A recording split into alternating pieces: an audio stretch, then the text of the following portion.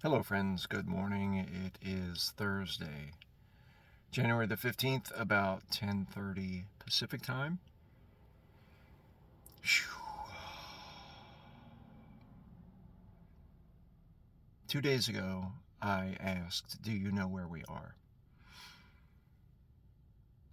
It is bewildering right now to try and grasp everything that is going on. Just briefly, the things from this morning that I have caught up with are the facts that the pregnant woman that was dragged out of her car needlessly by ICE thugs in Minneapolis lost her baby. The boy, teenager that was assaulted by ICE thugs is now blind. Um, is there somebody out there who has a site where we can go to find out the list of all the things that have happened? Because honestly, I cannot keep track of this. Do you know where we are?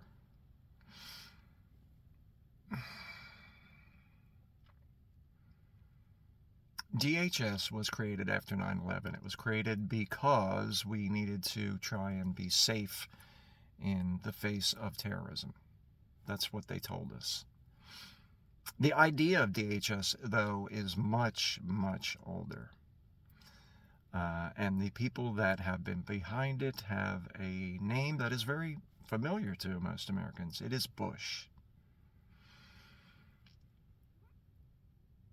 The Bush family is so entwined with so many aspects of the United States government and so many corporations in the United States and around the world, so many intelligence agencies in the United States and around the world, that they are really at the root of what is taking place right now.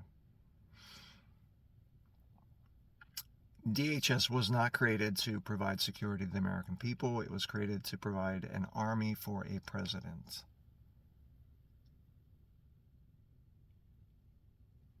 And now we have a president who ignores the law, and therefore the army that is at his disposal is also ignoring the law. Watching the videos of the DHS thugs, whether they are Department of Homeland Security, ICE, Customs and Border Patrol, ATF, whatever their independent agency is, they are thugs. And their marching orders are to create terror in the American people. It is not about taking immigrants out of the United States. It is about creating terror in the American people. It is about hurting the United States of America. It is about creating a dictatorship in the United States of America. Do you know where we are? In looking at social media, I see a lot of people saying they're at the point where they think that we are justified on our side to use tactics of violence. It's understandable. It's ill-advised. This is the worst possible situation for us because we need to be the ones that practice sanity and peaceful disobedience and resistance. They know that.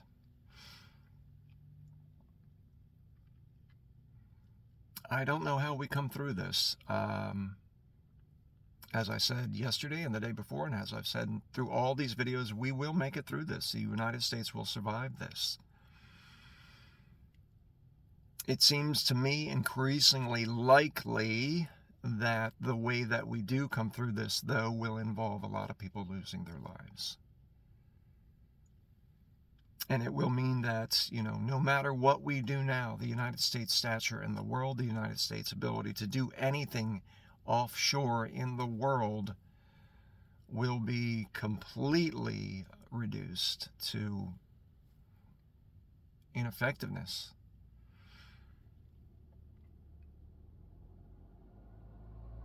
The usurper is, by everyone's calculations and what we can discern from what the government is doing, is preparing to attack Greenland, which is an ally.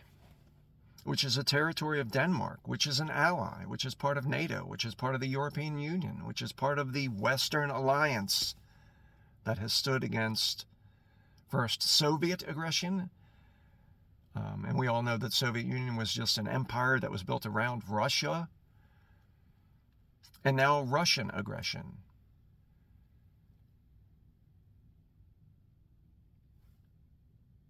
And the usurper is going to trash that alliance and turn that alliance against the United States. For what?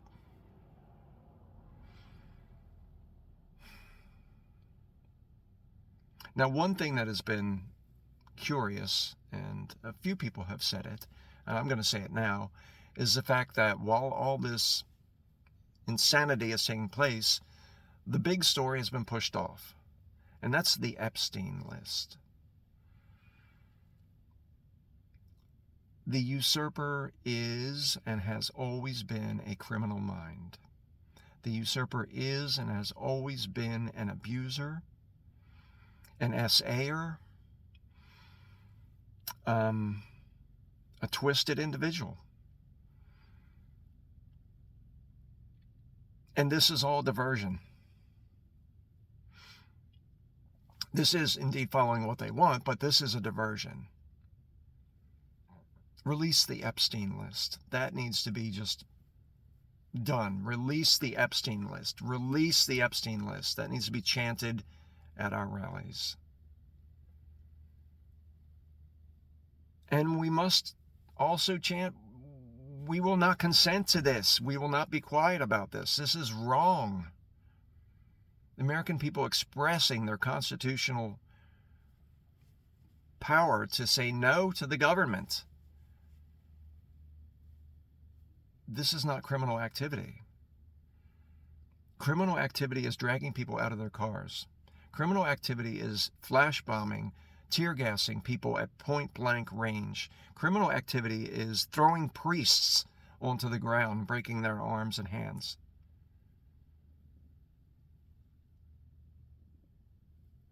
That's not what the people have been doing. The people have been amazingly patient. And we have been observing the law. These thugs, these criminals, these little dick, closet case psychopaths are the ones breaking the law. Now, I don't know how we come through this, as I've said. I feel that there's going to be an immense amount of violence. And we need to remember that we, on the side of rationality, must draw lessons from history. If we are going to have a civil war in this country, which seems to be what they want, then we need to draw lessons from history. We were way too lenient on the South for the Reconstruction. Way too lenient in terms of charging people with treason and delivering the judgment on them that they deserved. And so that disease festered over decades and a century. We're not going to be able to do that this time. That sounds horrible. That sounds absolutely horrible. But they are not going to give up. They know this is their last chance. They know that the rational good people of the world are tired of it. Being ruled over by stupidity, by egomaniacs, by people who are evil.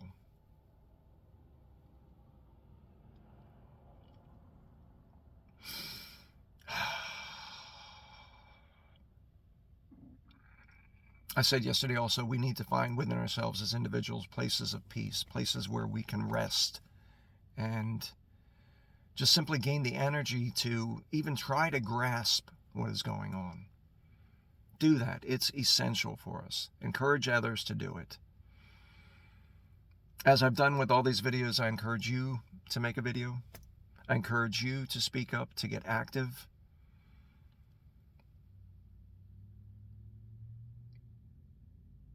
The way that we go forward is together and helping each other bear the pain and witness the atrocity and encourage each other and help to renew each other's strength in the face of this onslaught. We cannot go back to anything that was before. What was before was an illusion. We know that.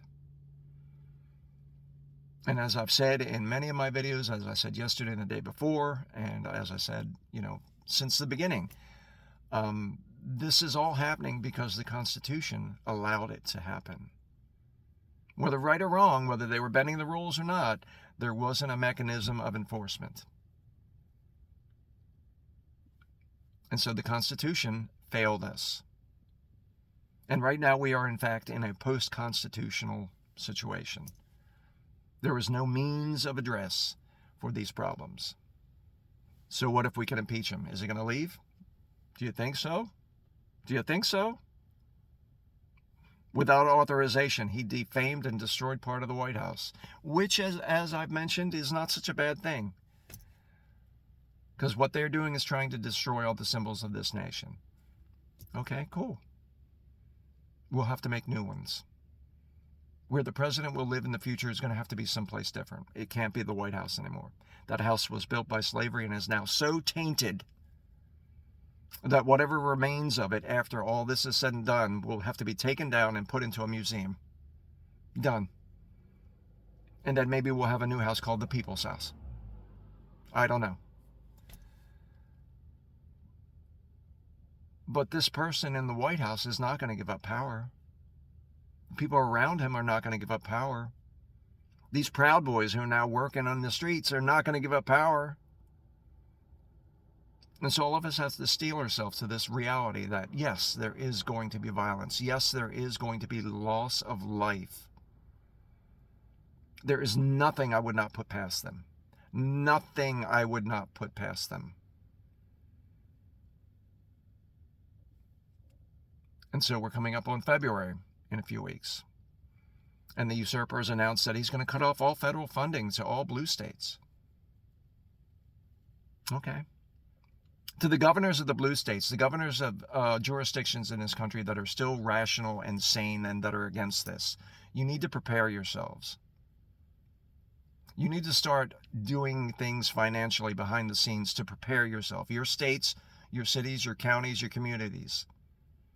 Because as of February 1st, it may be very necessary to simply say to the federal government, we are suspending our payments to you.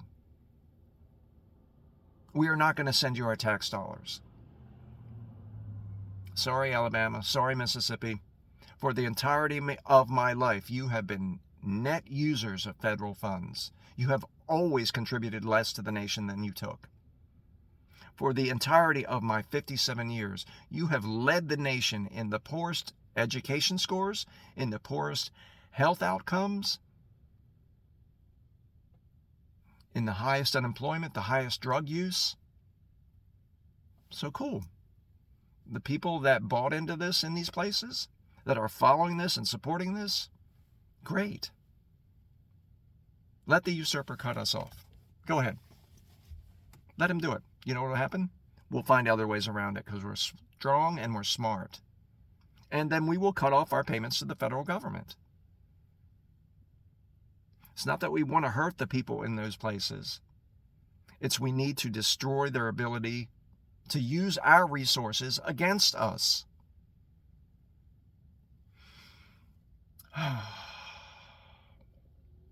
As I've mentioned in a few other videos, I got shadow banned across a couple of platforms, and I'm still dealing with that, still mad about that. But there is a new platform coming for me, which I will be posting about. And I hope all of you will like, share, comment. When you see this video, hit the notification bell, because I'm going to be trying to do a video every day at least as I gear up for the next part of my own personal form of resistance.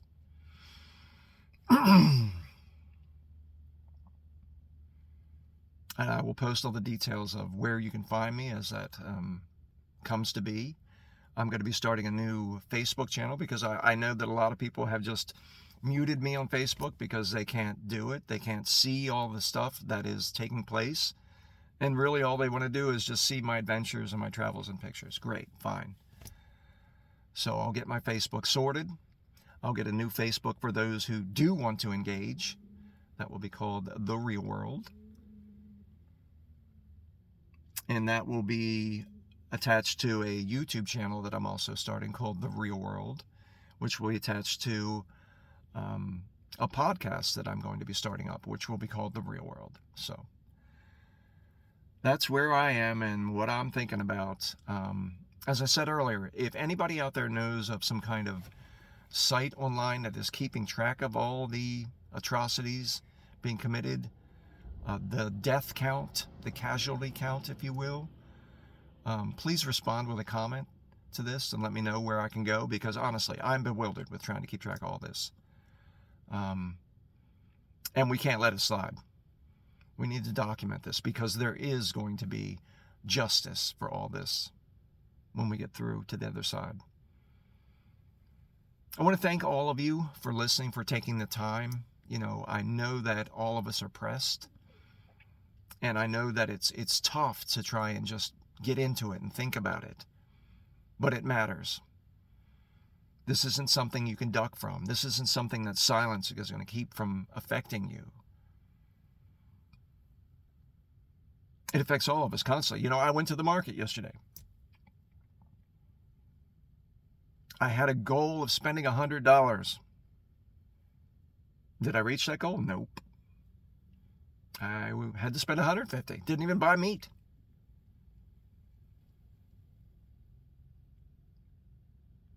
Things are going to get tighter. They're going to get a lot tighter. And that's part of their plan as well, to hurt the American people, to force us into fear and desperation, and then come after us for our humanity, because inevitably there are going to be people that are hungry that are going to go shoplifting for food. Is that a crime? I think it's a crime that the society doesn't make sure that everyone has food. I think it's a crime that this society doesn't make sure everyone has a house, someplace to sleep. I think it's a crime that this society thinks that one gender has more rights than the other gender. I think it's a crime that this society completely ignores any real talk about the rights of the first people of this land.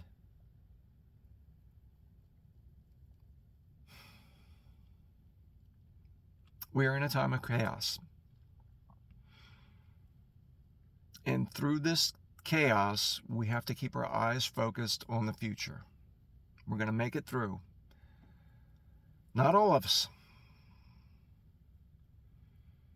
And when we get through the other side, the strength of our community that we're building now is what is going to give us the power, the resilience to build the nation that we want, to reclaim the name of the United States of America, and to make it a proud name again. Go carefully, friends. Spirit be with you.